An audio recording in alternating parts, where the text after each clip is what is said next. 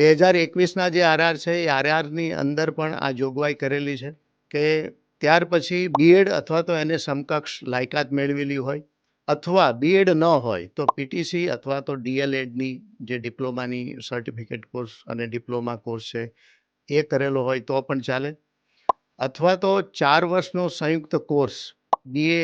B Ed હોય, BSc B Ed હોય, એ 4 વર્ષનો સંયુક્ત ડિગ્રી કોર્સ કરેલો હોય તો પણ ચાલી શકે. અને આ લાયકાત મેળવ્યા પછી ઓછામાં ઓછો 5 વર્ષનો અનુભવ જોઈએ. આના માટે પ્રાથમિક શાળાના શિક્ષકો, માધ્યમિક શાળાના શિક્ષકો, ઉચ્ચતર માધ્યમિક શાળાના શિક્ષકો